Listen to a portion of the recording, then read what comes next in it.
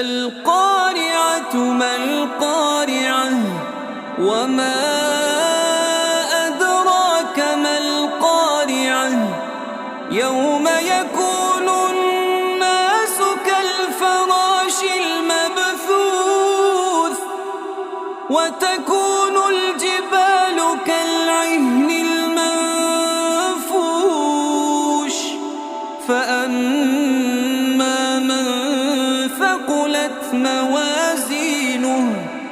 فهو في عيشة راضية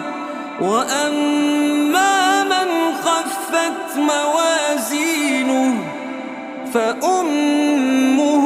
هاوية وما